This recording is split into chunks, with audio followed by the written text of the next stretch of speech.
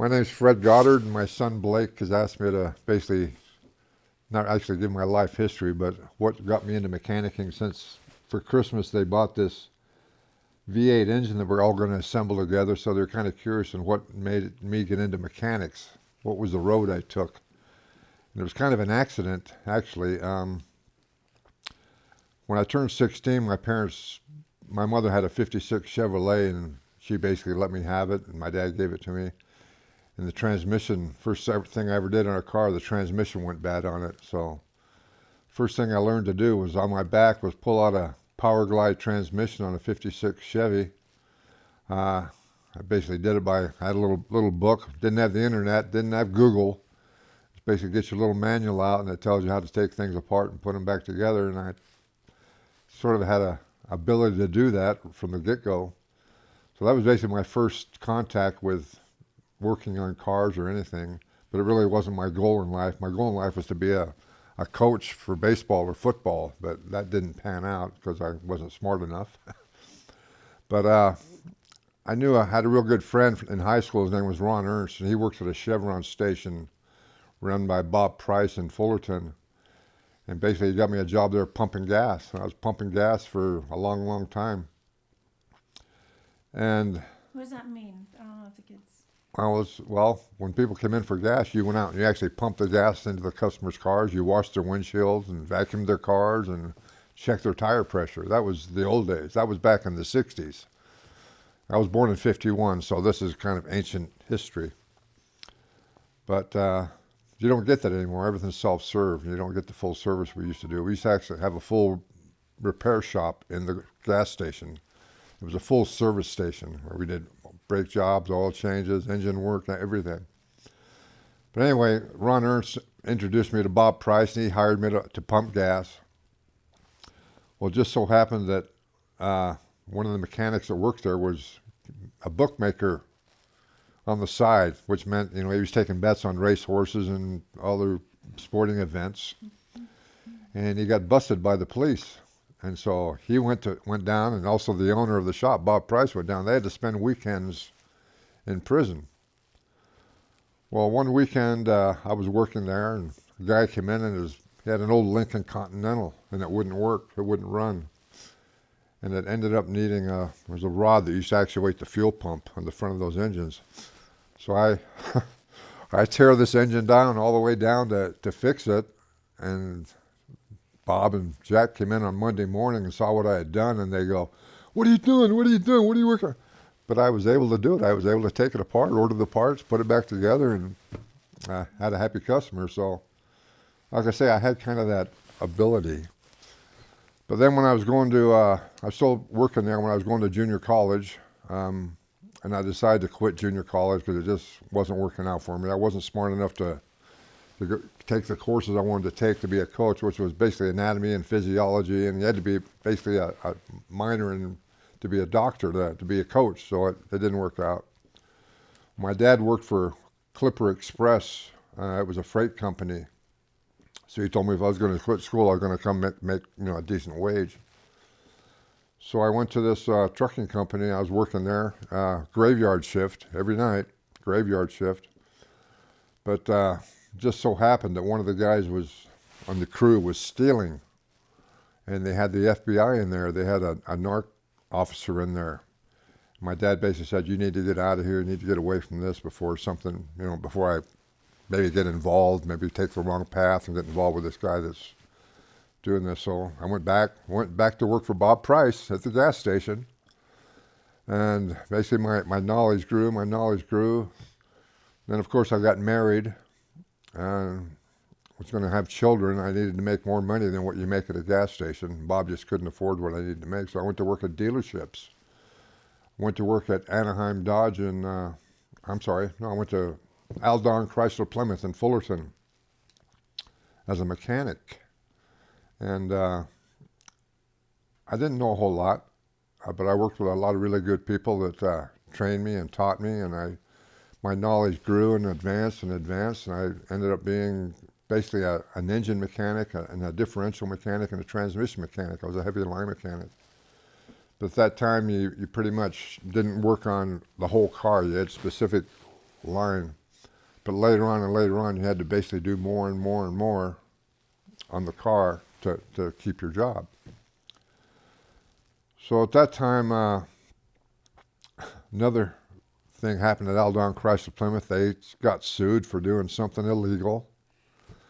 So I had to leave there, and that's when I went to work for a company called Anaheim Dodge in Anaheim.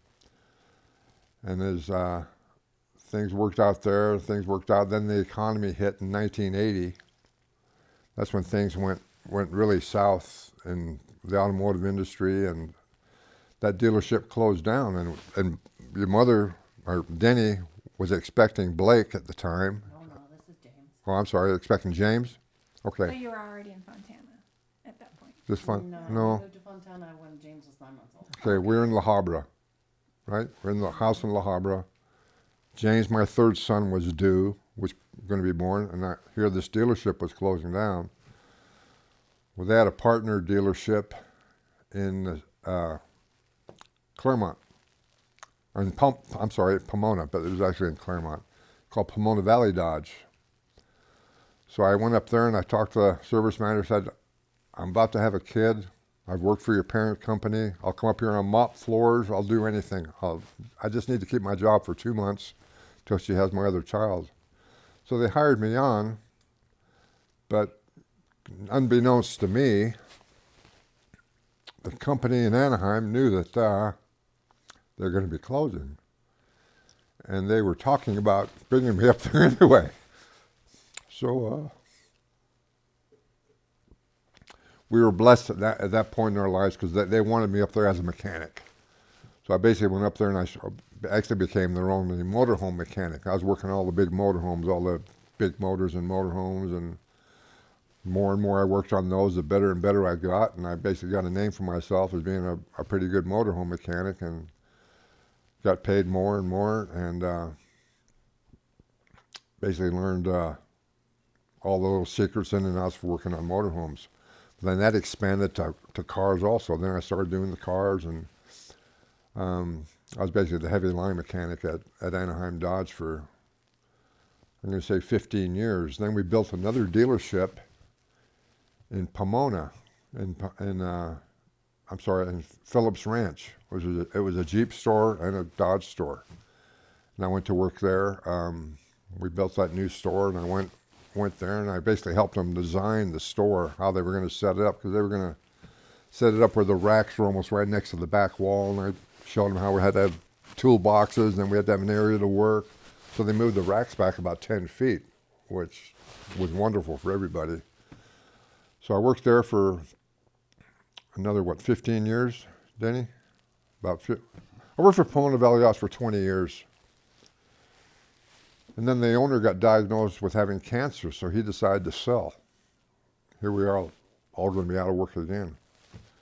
So he sells the store, and another company picks us up, basically rehires all of us, because, well, I had a pretty good reputation. Our fixed first visit was great, and our customer satisfaction index was great, so they pretty much kept the whole crew. Then come to find out that Chuck Hershey, who was the owner of Pomona Valley Dodge, that was a misdiagnosis. He didn't have cancer. Oh, shoot. So we lost this wonderful owner that we had worked for 20 years, and then we went to work for this other company. It's called Jammin', and they were pretty much sleazebags. Then, I'm sorry, we took McKenna first, wasn't it? Mm-hmm. I'm sorry, McKenna bought the place. He also had a Porsche dealership in Downey, and it was going real well. I basically got advanced to being a shop foreman, which was more money, which helped the family. Because I basically had a pretty good knowledge of everything, so I was able to be a shop foreman and organize things. I had good organizational skills, organize all the special tools and all that good stuff. Well, then Mr. McKenna got caught doing illegal import-export with his Porsches. So we lost him. And our next owner was for Jammin'. His name was, he is big, he was a big Marley fan, so he called the store Jammin' Dodge, because Marley was a jammin' rock store or whatever. So they basically kept the crew again because they knew we had a good crew, and I was their shop foreman for quite a while. Then they decided they needed to go in a different direction. So I won't tell you the whole ins and outs of that, but I left them. I had a good friend up in Victorville. He promised me a job up there, so I quit this job and went to go up there, and then he said, no, that fell through. So here I was hanging there. I had no job again for a day. Then I got a call from Moss Brothers Dodge, and they were looking for a shop foreman. So I went to work for them for, I think, 3 years as a shop foreman. Then things sort of went south there. Business was going down, so they were going to let me go, but then they hired me on as a parts warehouse manager. And when I started, we had 12 delivery trucks, delivering parts all over Southern California for our warehouse. Moss Brothers had 5 different dealerships. We had Chevy, Dodge, Ford, Toyota, Honda, and we used to basically receive all the parts there and ship them all over all the body shops in Southern California. When we started, we had 12 trucks. When I left, we had over 42 trucks. So we had pretty much expanded, and I gained a lot of knowledge and a lot of experience on how to deal with that many operations. But the worst thing I ever did, though, was leave mechanicing, because I loved working with my hands. My boss was me. I'd go home at night. I could close my toolbox and not have a worry in the world, except for maybe something I was working on that was giving me trouble. But when you go into management, then you have to worry about the whole operation and all the people and the headaches. And then you can attest, I had many sleepless nights and phone calls at 3 or 4 in the morning of people that couldn't come to work. I'd have to go fill in for them. It was just a total mess. But learning to work on cars was a great skill. I have no regrets whatsoever. There's a great satisfaction in being able to take something, before you take something apart, knowing what's wrong with it, taking it apart, repairing it, finding what you know was wrong with it first, and fixing it, putting it back together, spitting on it to make sure it's good. Turn that key and it fires up and everything works well. It's not an easy job. I think it's harder now than it used to be. Some of the new technology has gone crazy on these cars. Used to be we had 1 or 2 computers on cars. Actually, when I first started, there was no such thing as a computer. Everything was pretty much analog, I guess you'd call it, like. Everything was analog. Now everything's gone digital and computerized and milliohms and millivolts, you know. You have one wire that will run 10 different things just by the amount of voltage that goes through it. You know, 0.5 volts might turn on your right windshield wiper, and 1.0 volts might open up your left front window. So it's all kind of that kind of circuitry now. It's kind of very, very difficult to work on. I don't envy the mechanics nowadays. They really have it hard. But it was a good paying job for me my whole life. It provided for the family. I tried to give a little bit of that skills to all my children, so they knew a little bit anyway. Blake took off with it as a appliance technician. It's the same thing. I'm sure when he first started, things were pretty basic. Now things have gotten where if you're not an electrical engineer, you can hardly work on this stuff anymore. And now my grandson, Chris, has gone into that field, and must be something in the genes about being able to work with your hands and do things like that. But we're going to get together. We're going to build a V8 in about an hour, whereas it used to take me a day to work on them. But I'm looking forward to it, and life's good. Thank you. Did you guys have any questions? You guys want to ask me anything? So you said that you had your crew kind of picked up a couple of times. Is there anybody you worked with for multiple jobs, multiple? I had several. Dan Zitney, he was basically the tune-up mechanic. I worked with him for over 20 years. Him and I went together. He's been a real close friend. Another guy, he's from Sri Lanka. His name is Ruki Wikraksamy.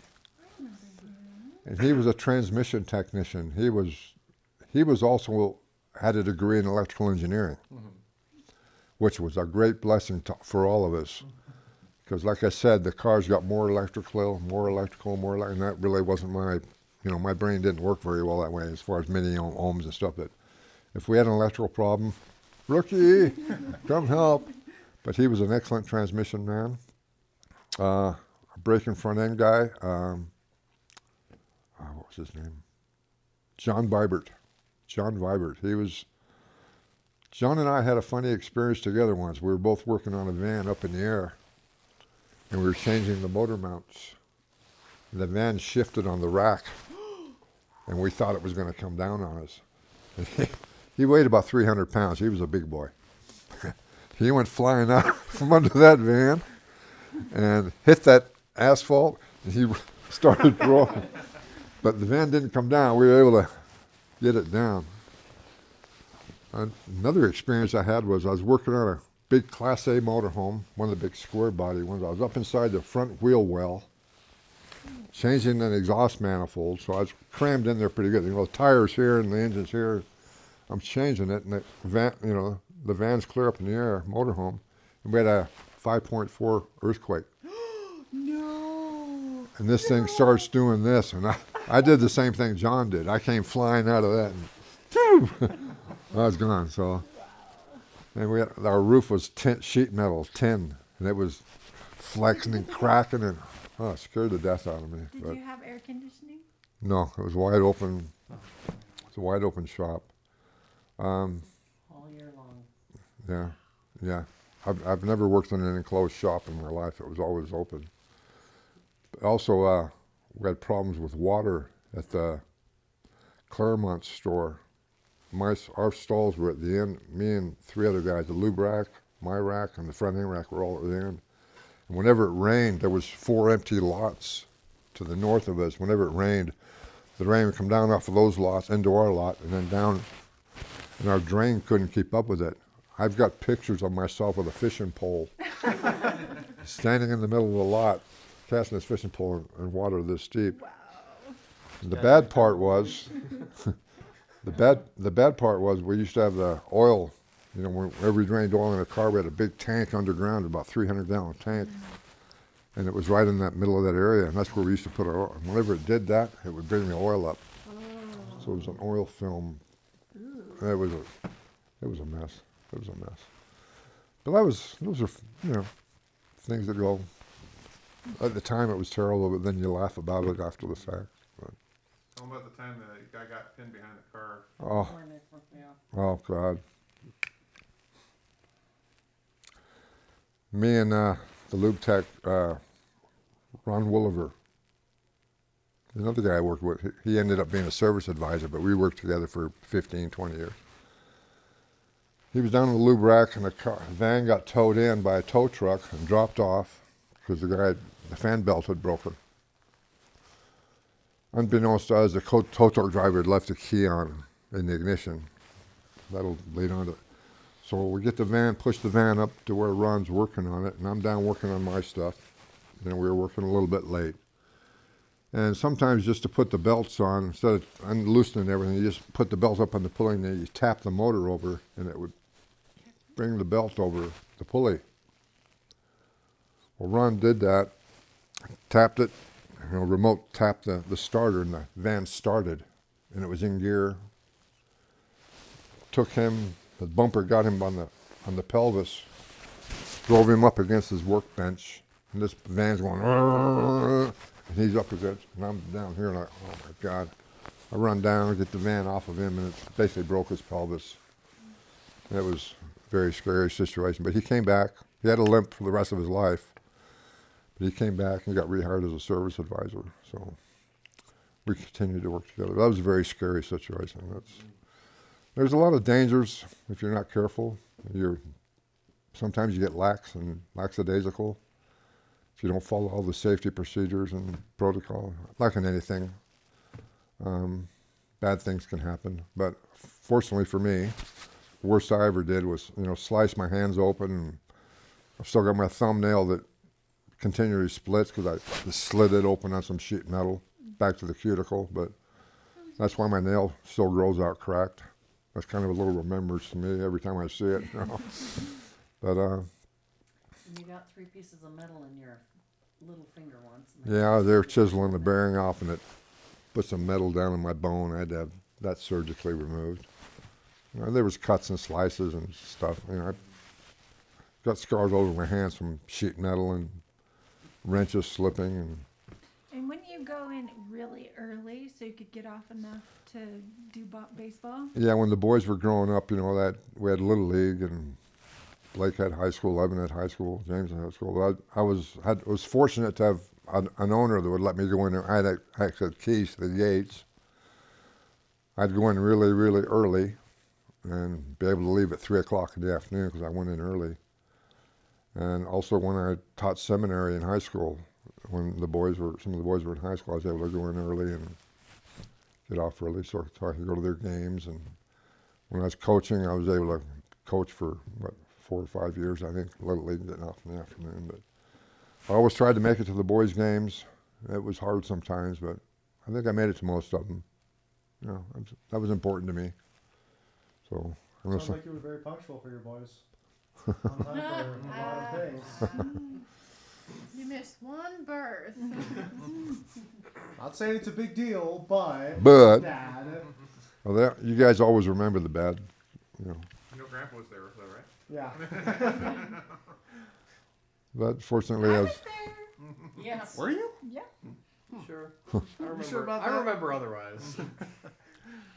I was able to get all the kids junk cars and put used engines in them, and they all had a vehicle to drive, and taught them a little bit how to take care of them. So that was a blessing too. I was able to get $500 cars and make them run so the kids could drive them. So it's a good deal. Helped us get a good start. Don't forget to tell about your going to the chiropractor, which was very helpful for you to have been there that day and to have been mechanical. Well, of course, being a mechanic, your back usually gets wrenched out because I was hanging over fenders all the time and lifting heavy cylinder heads off and twisting my back. So I ended up having to go to the chiropractor to get myself fixed. But one day I was in the chiropractor's office, and it was a bench like this, and it took your back and did that, you know, it jerks your spine. Well, the chiropractor, Dr. Wachenbach was his name. He was about 6'8", very tall man. But he was working on the exact same table I was on. He was working on the mechanism of the other one next to me. And just like Ron, this thing fired up when he had his hands down inside this mechanism. Well, how it worked on a, what would you call it? Like an oval cylindrical deal that gave you this on the shirt, because it had big springs that pulled against it, and this thing would pull it and pull it. Well, he had his hand down in there, and this thing swung around and grabbed his hand and was crushing his hand against the mechanism of the bench. And he was basically screaming in pain, trying to kick he had left it plugged in. I ran over, unplugged it, had the nurses were calling 911. I ran out to my truck and got my toolbox. I always carried a little toolbox in my truck. I came back and I started taking this table apart. And I had it apart and his hand out before the fire department got there with their jaws of life, whatever they're going to do. But that was another, being able to take something apart anyway. But he took us out to dinner for saving his hand. You know. But a few years later, he had to retire because he was so tall doing me in the chiropractor. His lower back was starting to give him trouble, so he couldn't do his chiropractor anymore. But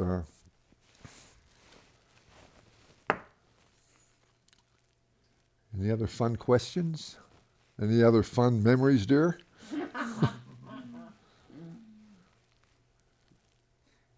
Were there any customers that you had to interact with that you just could not stand? Like any just rotten customers? Too few to mention. Yeah. Too few or too many? Huh? Too few or too many? When I was a mechanic, I really didn't have to interact with the customers. I just fixed their cars, and that was it. But when I was in management, when I was in shop foreman, basically the service manager, whoever would just turn them over to me to go out and try and get them to duplicate their problems or what their questions were. And some people's expectations of our biggest issue was intermittent problems. You know, something will happen when I make a right turn going up this hill, and it's the only time we'll do it. The thing like people's expectations were just that you could fix anything or could I diagnose anything, which is not true. We had one lady, I'll tell you this story, this is hilarious. She complained every night when she went home, her oil light would come on. She'd get a block away from her house and her oil pressure light, red light would come on in her car. And I drove it, went with her and drove it. So finally the service rep from Chrysler came out. He was going to he wanted to know exactly when, where, da. So he finally went out with her. What was happening when she made her right turn to go onto her street, the sun was shining in on her dash, illuminating the red, not brightly, but it was illuminating the red on her dash. That's how we fixed that one. So that kind of thing there was kind of a freakish thing, but it happened. Just mark that Impressed you down as figured it out. user error. And also in California, the concrete slabs on the freeway, when they used to build them, they were exactly the same. I think it was 12 feet or 16 feet. Every seam was 12 feet or 16 feet. When they first came out with the new Ram design pickup trucks with a rounded front end, for some reason, the way the suspension was set up on those, it was out on the I-10 freeway. I'm sorry, the 210 freeway. It was when the brand new freeway where they had these seams. People would drive on that, and it would start a rhythm. And pretty soon the truck would be doing, because it was hitting these seams. If you went at a certain speed, you know. So that was something we had to deal with through Chrysler. They tried to come up with they told us put 50 pounds of sand in the bed of the truck to do this, do that. And there was never a fix for it because it was just the design and the design of the road and the design of the truck. Just something people had to deal with. But it was kind of frustrating when it first started happening, because we didn't know what to do. You know, so. But I had some headache jobs, but most things worked out pretty well. There was the time that Chrysler came to you. Well, you would put things together because it would say, to fix this, you have to do this, this, and this. So you'd try doing this, this, and this, but you'd figure out they'd made a mistake on some of it. So you'd send that information into Chrysler. No, that's not right. So, and then one time they came out because of a lawsuit. Yep. And went through, you showed them everything you knew about the car for the lawsuit. Yeah, they sort of, it's a time, they call them time trials that supposedly Chrysler does at the dealers, at the manufacturer's warehouse, where they like say, replacing a head gasket. They'll do it 5 or 6 times with these mechanics, and then they'll set up the procedure to do it. Well, they had come up with something, I can't really remember what it was, but it was, they had it doing totally wrong. So they actually came out and watched me do it. And they found out that what I was doing was the right way to do it, and what they were saying was the wrong way to do it. So that was kind Did you get a bonus? no, just another boy. Little ego boost. Some street cred? Huh? Street cred? Don't Yeah. ever say those words ever again. Oh, and the Shell Oil Company had us do a big deal. It took me 2 weeks, but they had 10 cars they were running their gas on, and another 10 that was running a other type of gas on it. And they say it kept your valves cleaner. So I had these 20 cars basically. I was pulling cylinder heads off and pulling the valves out so they could see what the carbon buildup was, or how clean the valves were when I got done pulling them out. And I was on that for 2 weeks, just all day long, pulling cylinder heads and valves and putting them back together for the Shell Oil Company. So that was kind of a big deal that I felt pretty proud that they said, Fred will do it. They paid pretty well too. They took care of you on stuff like that, you know. So that was a fun experience. And one more that I can remember off the top, She's remembering more than me. your bull sperm story. Oh, That is the best story ever. The bull sperm story. The title alone is concerning. When Dodge first came out with the diesel trucks, they were very popular. You know, a lot of ranchers and farmers were buying these diesel trucks with a Cummins diesel in them because they were so dependable. Well, they used to use them. You know, you could put anything on the back of those, and they'd pull it because of the power they had. Well, we had this one company that basically used to transport bull sperm. They had a 4-foot wide cylinder, 5 or 6 foot tall, kept cold with, I think, nitrogen liquid. But it would only last for like 48 hours. And it had to be redone, or the sperm would go bad. Well, this guy was on his way from San Diego to Washington State, and his truck broke down, and it got towed into our shop, and it needed an injection pump. Well, we couldn't get that injection pump for 3 or 4 days. Uh-oh. So here's this truck with a barrel full of bull sperm. Needs to get to Washington State. And these people got hold of Chrysler Corporation, and basically Chrysler paid for a flatbed tow truck to load this truck up onto, to book it to Washington State, because it was hundreds of thousands of dollars You had value. said it was $80,000 or $90,000 worth of bull sperm. Yeah. I'm like, really? Yeah, Back in the what, 80s? 80s or 90s, I think it was early 90s, That's a lot of money. mid-90s, maybe mid-90s. But who knew it was worth that kind of money? Yeah, The farmers, so, you know, Yeah. Do you Yeah, think its that price was- has changed at all? you might want to look it up. It's gonna be nuclear history forever. you know, you get these hybrid bulls, you know, that, Yeah. you know, Pay a lot of money for them. yeah, that was very interesting. We came home every night with a new bull sperm story until they got it out of there. It goes, it's gone. They towed it out. You know, there's a lot of pressure on us, you know, because Right. there's going to be lawsuits, and Yeah. if you can't get that was a big issue back then. You know, if you couldn't get the part, you couldn't get the part, and people didn't understand that. And What did you Google? Bull sperm right away. then I got Now my you can find out how much it's worth by the teaspoon, the tablespoon, the gallon. any other little things you can remember, dear, that I basically can't remember. Nope, that's all I can think of. Was there a car at your shop that somebody put marbles in with a note? That's something we used to run into quite a bit. The factory guys, the assemblers, would put marbles or little steel balls or nuts and bolts in the frame rails at the factory, and people would come in with a step on the brake here, take off here in the frame. And some of those, if we couldn't find the part, we just we take our undercoating gun, shove it up into the frame, just fill up the frame rail with undercoating, go out and drive it, and wait for that whatever it was to get stuck in the undercoating so it wouldn't rattle anymore. You know? So yeah, that was But wasn't there one time there was a note when you found it? How long did it take you? That's really How long did it take you? Yeah.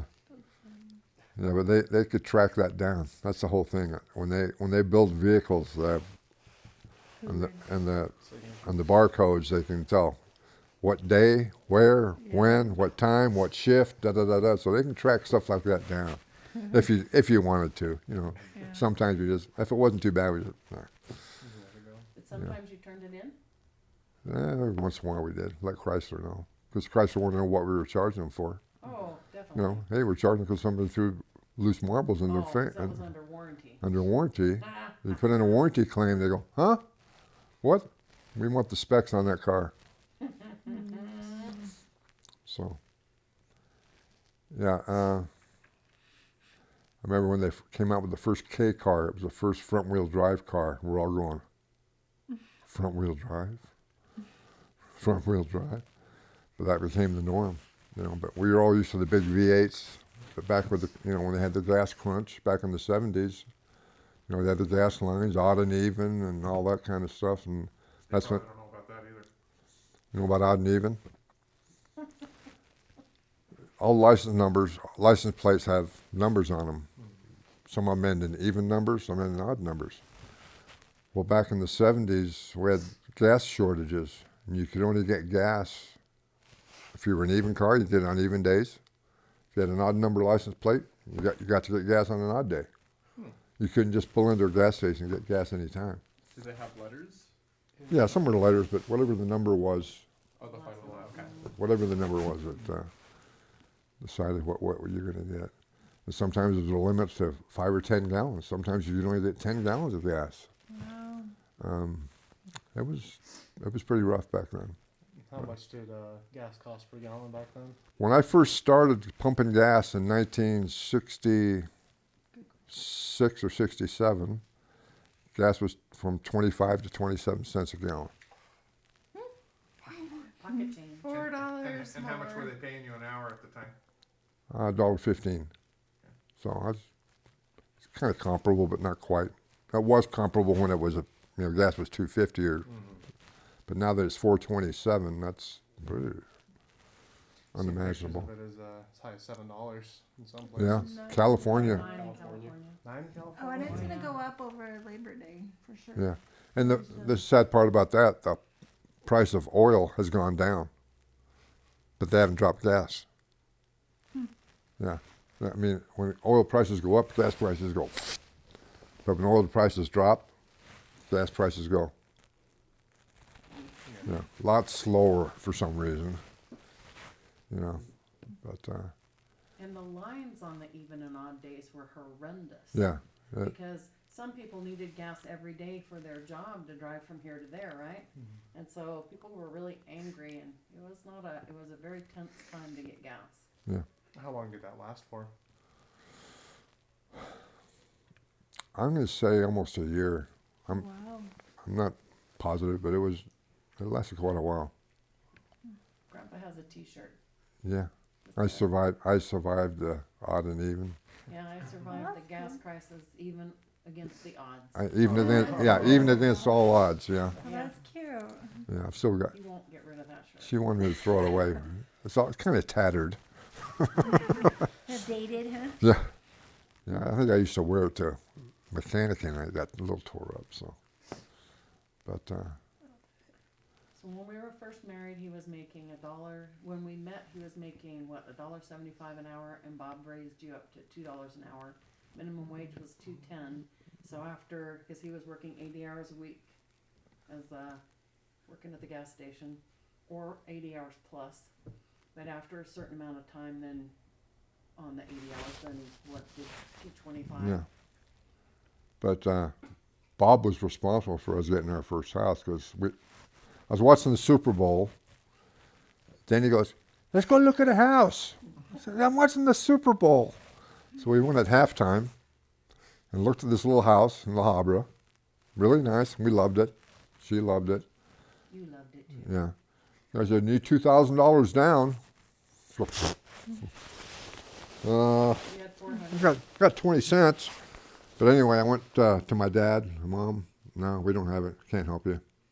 Went to Bob Price, who I worked for. He had the daily gas receipts, whatever it was, a couple of $1,000. He basically cashed those in and gave me and Denny the $2,000 so we could get our, okay, $1,400 to get the house. So that's how we were able to get the house through Bob Price being able to give us the money, the loan. Your down payment was $1,400. Well, we had 400, so 3 or Yeah. 400, so we added that to it. Yeah. And so we paid him back $10 a week. $10, $20 a week, interest free for 3 years. Yeah. So we had a first mortgage, a second mortgage, and a third mortgage. The first mortgage, after 9 years, we sold the house instead of redoing that because we only had like a 10-year loan on that. The second mortgage was $70 a month through the man who sold us the house. So the first mortgage was $115, second mortgage was $70, and then like $80 for the third mortgage whenever we could pay him, which was mostly every. So it was a couple $100 a month. Yeah. We paid $23,000 for the house. And And we sold it 10 years later, we sold it for $84,000. and moved to Fontana for $89,900. Yeah, bought a house in Fontana for $89,900. Sold it for No, $299. $299. Yeah, $299. Moved Ogden for $140. Bought the house in Ogden for $140. Right. Couldn't believe So- we had to spend $140 on a house. Yeah. You know, 'cause- so we have now spent more on a car than we've spent on a house, Yeah. which just irritates the daylights out of me. Yeah. Then we're having to get a new car because we hit a deer. Deer totaled our car out. On my way to chiropractic surgery. Oh, cataract surgery. Cataract surgery. 5:30 in the morning on the way to get my eyes. Hit a deer. So, Luckily did not break the glass, did not hurt us. yeah. Could not find him in the dark, but no, found her on the way home. She was a little doe. Aw. Big doe. Oh, She oh, okay. wrecked your car, man. But it didn't look like it from inside the car. Mm. So then Fred said, I'm gonna get out and look. And he came back, he goes, you're not gonna believe it. Yeah. It was a mess. Yeah. But from our vantage point, Yeah, it looked like it was just like it. looked like it just buckled the hood up, you know. Got out and the whole right front was caved in. So, but I can't fix that. Even though I'm a mechanic, I can't fix that. Spin on it, it'll be fine. Yeah. But the engine was still working, so someone's gonna take that thing apart and make some money selling it Yeah. piece by piece. Yeah, Probably But- more than they gave us. yeah, that's crazy. But I still enjoy tinkering. You know, that's fun. But I don't like getting under cars anymore. So Is it South Euclid or North Euclid? All right. 511 North Euclid. No. So the gas station, It's worth $674 now. yeah, but it's owned by the church and they added I'm on. just saying that's what I know, that's what I know. Zillow says it's worth. Yeah. So the first gas station that I met Grandpa at was at Euclid and Commonwealth And in then- Fullerton. And in Fullerton, then they went further north and it was Euclid and Rosecrans. Yep. And And then built- we ended up buying a house on Euclid in La Habra. And basically, when she was heading back to Florida, their car broke down. I had to go get their car and bring it back and fix it, so they could go back to Florida. That was funny. The radiator blew up on it. She just didn't want to leave me. No. Tried to get me to go to Phoenix the next day. I think she sabotaged that car so she could come back and spend another day with me. That's sweet. Well, we've got you on recording. Is that what happened? That was the start of it. Any other questions of interest?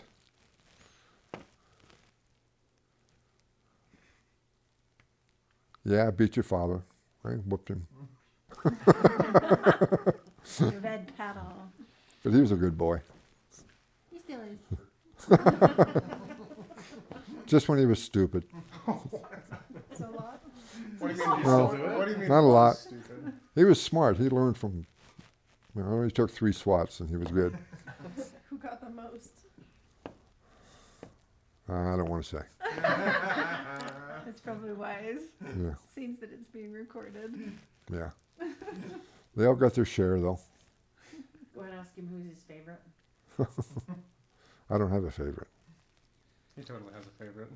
Nope, we all do Carrie. not. You don't have a favorite when you have No more. matter what any of them say, I didn't have a favorite. They all got equal time. Do you have a least favorite? At times I did. I think all of us as parents, sometimes we have our least favorite child. Maybe not least favorite, but most disappointing. I think we get disappointed more than angry sometimes. But other than that, I'm happy with my children and my grandchildren. I think they're all wonderful. Makes me proud. They've all done well. All of my children own their own house. All of my children have children. Some I have a of them granddaughter don't. that served a mission. Life is good. Living the dream. Got a duck boat, got a dog, got a fishing boat. You got a wonderful wife. So what else can you ask for? Dinner? Dinner. Dinner. And a wonderful cook of a daughter-in-law, Emily.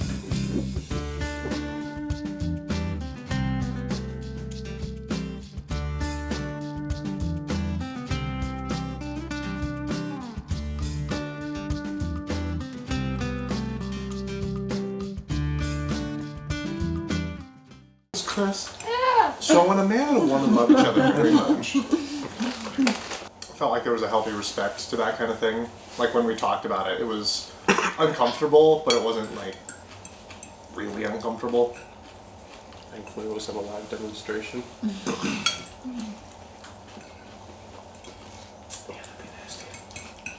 And I use the pets for that. Hey, flip a ferret over, this is what a boy ferret looks like, no?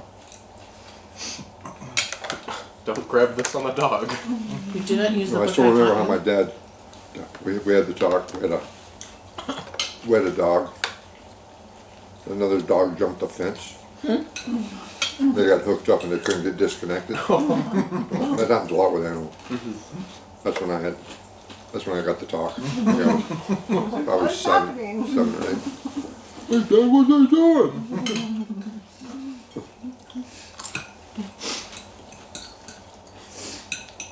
Yeah, we learned a lot of things pretty young that a lot of kids just kind of, their parents neglected to kind of do. Like, we never really pushed the narrative of Santa. We never really. I don't know what you're talking about. We would stay up late and we'd watch planes go. And we're like, it's Rudolph! And what do you mean about us burning letters for what we wanted as gifts? Yeah, but when they were never like, oh, Santa Claus is coming tonight. There was a point where that just kind of. Santa! It was more of, write your gifts down, let us memorize them, and then burn them. Or I'll go scan them really quick for my files. Just in case I do we get resend remember it. sitting at the window, kind of on your desk, watching the radio tower lights, I guess. And we would look at them and go like, why are there fireworks out there Why tonight? do they get fireworks every night? The list should be kept in a notebook for laughter in later years. Mostly to laugh at spelling.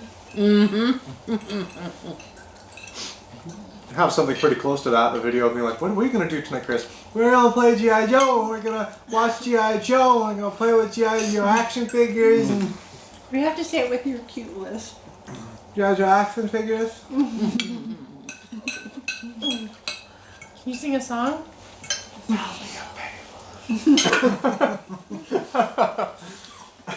What'd you say?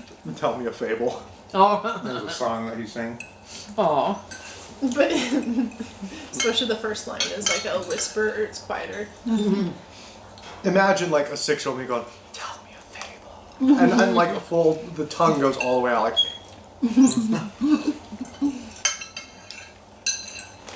Good memories. Cookie? I have ice cream. Do you want ice cream on your cookie? I'll sit on you.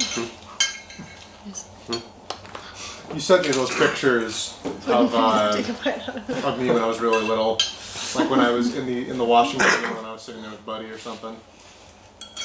And I like said something about it, and I was in an Xbox chat with Amber, and she was like, "I need to see these pictures." I was like, "Fine." I sent her the pictures of me, and she had like a 5-minute meltdown about how cute I was as a little kid. You were a cute kid. I mean, it was. She used past tense for a reason. Shave your beard and you'll be cute again. Yeah, you'll look like me. Grow some hair and you'll be handsome again. Oh. Ouch. Pass me one of the non-nutted cookies. I got it. Here you go. The cowgirl cookie. No, don't do that. Dad wants a cowgirl cookie. Not the cowboy. You get your whole plate by yourself. Now who's a favorite? It happened. Wait, where is it? So when you were growing up, were you Don't one of the be. ones that pulled the walnuts out of the cookies, or was that others? No, that was not me. Take a- I'm aware.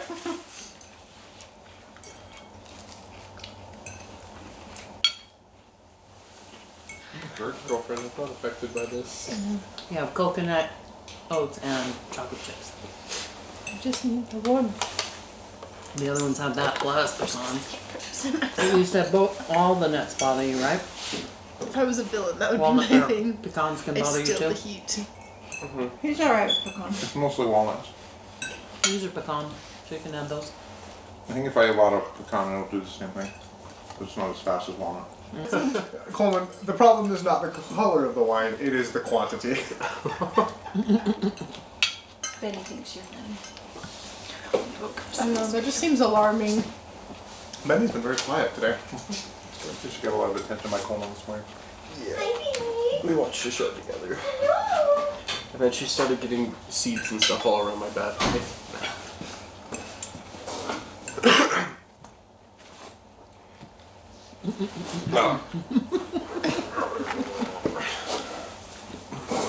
I play with Benny more, but whenever I try to play my I games and like spend time with her, she tries to eat my controller. But I would put her in a cage and hang out in my room a whole lot more if she wasn't so stinking loud. I found that her being next to your face makes her look more chill. No? Do you disagree?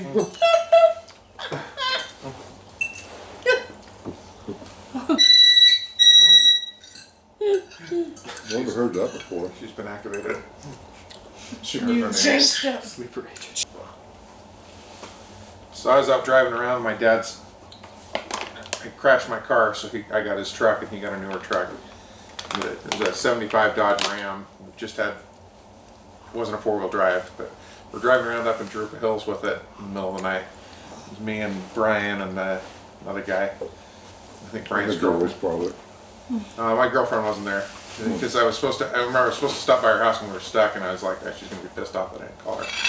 Didn't have cell phones at the time. So we're driving along on this dirt road, and it had 2 grooves where the rain had washed it out, and I was trying to stay above it, and I slid into it, and then it bottomed the truck out right there in the middle of the trail. So we had a shovel and stuff, so we start digging this thing out, jacking it up, getting it up. But now I'm worried that there's mud all over in the undercarriage. I'm like, he's going to get it up on the lift next time. He's going to know for sure. He's going to call me out. What were you doing with my truck? You know. So we take it over to Brian's. We finally got it dug out and get it over to Brian's house. It's like 2 a.m. He goes and grabs a turbo wash out of his garage, and we ran it up onto the curb. So it was upright a little bit. I'm under there with the turbo wash trying to spray all the mud off the undercarriage in the middle of the night. And then I took it home. And I'm like, I hope he didn't miss anything. He's gonna see it. If there's mud anywhere up in there, he's gonna be like, where are you going? Good times. Did you tell them about the dog that attacked your truck and put the bumper into the radiator? I'm sorry. Is it coming home? Oh yeah, a dog ran into him. Oh yeah. I was coming home from a church dance, probably about midnight, and I know I wasn't speeding because I wasn't in a hurry. I was just listening to the radio, but I thought I saw a really cute girl walking down the side of the road in the middle of the night. And I look, and when I look back, this dog's coming head on with me. It's a big, like 150-pound Malamute. Like he was running at the It's truck. running directly at my car. And I look out, and before I could even tap the brakes, bam, I hit him. So he was probably going 25 towards me, and I was probably doing 45 the other direction. So it was like I hit a dog going 80 or something. It totally smashed the bumper back like 18 inches into the radiator, and so now there's antifreeze everywhere. And it didn't kill the dog. I fought the dog, and the dog. The dog is still sitting there. You know, he was messed up, but he's still breathing. Really dark road, and I just had a little mini mag flashlight, and I'm trying to wave off cars, and they're just high beaming me. Like, get on the road, we have the right of way. I'm like, you're gonna hit this dog and hurt the dog worse. But like 2 other cars hit it. Well, I walked to the house and tried to get somebody to call. Again, no cell phones. You had to go find a phone. And so my dad shows up, and it's the middle of the night again. Don't lie to me, son. Don't lie to me, son. I know you're driving too The fast. perfect shape of a telephone pole. You know? The telephone pole came at me, dude. I don't know what to tell you. That old truck went through it. It was a duster. That was a duster, yeah. That's what happened to the duster? No, the duster's demise. taken out by a dog? We fixed it after that. We went to the junkyard, found another bumper for it, found another radiator for it, fixed it back up. I was coming home from my first quarter of college.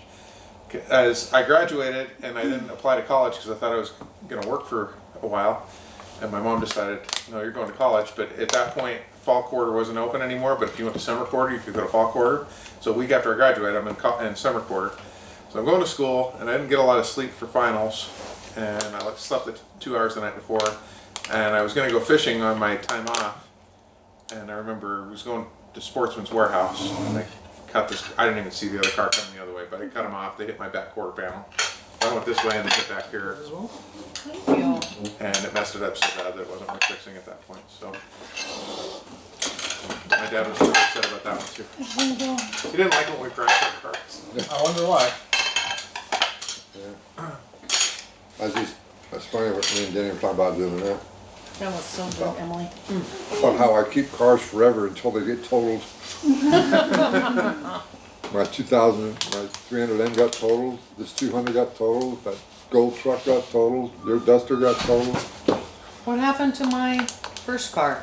the, Station wagon that we painted 55? Chevrolet. The one you crashed and I crashed as a 1-year-old? no, that was a Lincoln, that was Yeah. that was a Marquis, Lincoln Marquis. The one I rolled out of the driveway? Yeah, the one that we had just got out of the body shop. With the quarter panel on the other The other, side. the right rear quarter panel, and you take it out of drive and it backs into a tree. It's on a driveway like Oh, this. And yeah, the tree saved him from running into the so I hit a lake. tree and didn't go into the lake. When I was 1 or 2. You would not be here. Me running beside the car yelling, no, stop, stop, stop. I'm like, hi Mom, I'm driving. How And old we're- were you? He was 1 or about 2. 2. He was He's about old 2. enough to pull it out apart. Maybe he was 18 months. And so on that part of the road, it came around, that was the small end of that Big Bear Lake. And so the traffic luckily wasn't coming right then So I missed the car, I hit a tree and didn't hit the lake. That sounds fortunate. and that made you fall down. Okay, I'm gonna clear us off so you guys have space to work. And the neighbor was really nice to come over and drive it out. And it was Father's Day, by the way. On this point. No, no, no. Like, it was Father's Day. And your Happy dad Father's and Day. Bob Senior, I think, were out fishing on the lake, and they came back and No, it saw was just that. me, it was just me. Oh, it wasn't? It was you, and then we got invited to go straight to Bryce's house for food, for Father's Day dinner. Whatever. You got a better memory than me. The little details are different for everyone. Clear the table, boys. You put the lid on it underneath. How do you open it? If you go back to the camera for a second. So, do you guys know the basics of an internal combustion engine? I do not. Well, I'm here to learn. An internal combustion engine has 4 strokes. So what does something need to ignite? Fuel. Fuel? Something to ignite the fuel. Oxygen. Okay. The 4 strokes in an engine, the piston will go up 2 times to complete 4 strokes. You got 1, 2, 3, 4. First stroke is down, which creates a vacuum. Presses. A valve opens, which lets in your air and your fuel. When the piston goes down here, that valve closes, so now it's a sealed chamber. The piston comes up and starts compressing. Compresses that fuel into an area that big. So it's got a cylinder this big, big around, it compresses it all into that much of an area. As soon as it gets up to there, it's almost top dead center, you get your ignition source, spark plug or whatever. It ignites it, blows it down, that's your power stroke. Okay, that's what drives the crankshaft, what drives the, goes out to your transmission. When the crankshaft brings it back up again, your exhaust valve opens, and all that exhaust from all that explosion goes out to your tailpipe. Okay. That's the 4th stroke.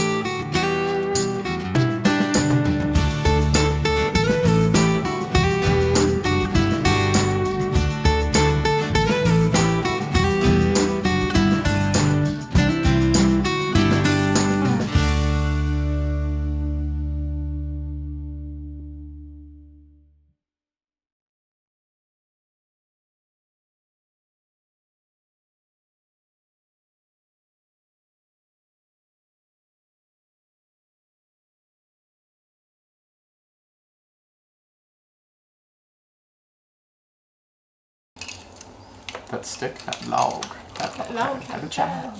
There's a whole song about it. All right, clean up those wires. No, there's another song about the stick and the log. By Bad Lip Reading? Yeah. I think so. Chicken and rice. I want to hear a metal cover of Yeah, that. I was just about to say a screamo version of that would be. Someone's just like, There's a metal version for I'll tell you what I want, what I really, really want. oh yeah. There's some metal covers that kind of work for really catchy pop songs. That's cool.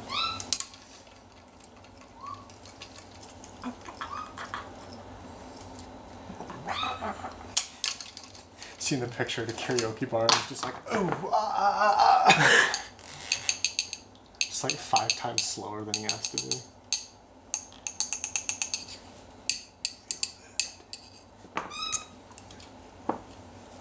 Getting close. Don't forget to spit on it before you start it. Does Don't licking do it it. count? Huh? Does licking it count? That's a sign of affection. It does not approve. Gonna vomit on it to assert dominance. Well, you vomit on it if it don't work. Let me pee on it too. And that's There's where so we many stop bodily talking. fluids involved in That's mechanics. where we stop talking, Carrie. And user. You wonder why the engine compartment's so corroded. Gross. All that bull semen. She went there. Now do it. The rest Push of us the held our button. tongues. She's the one who said it. Dad's Christmas present. He gets to press the button. Push the button. Push the button.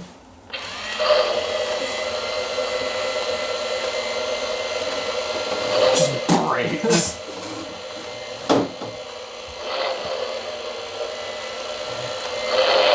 Cool.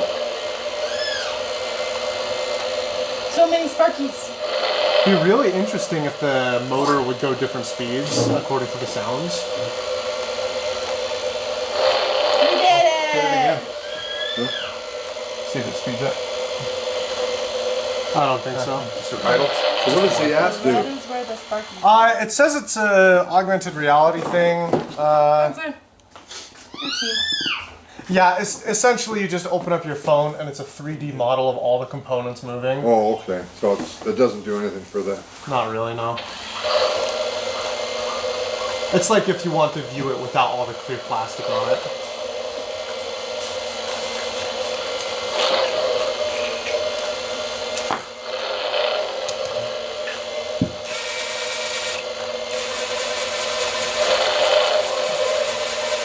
Keep going.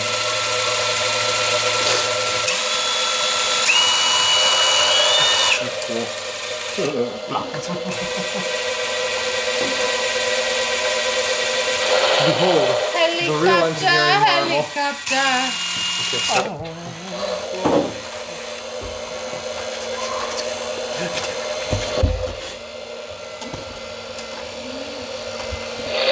Okay. Go team go. Tim is cheering this on. Ben, are you a little V8 engine? Oh, we timed that just about right. This battery's like almost dead. Huh? This battery's about to die. Perfect. That was You've perfect. had Time. that going the whole time? Merry Christmas. Thank you. That's A cool. few months late, Dad.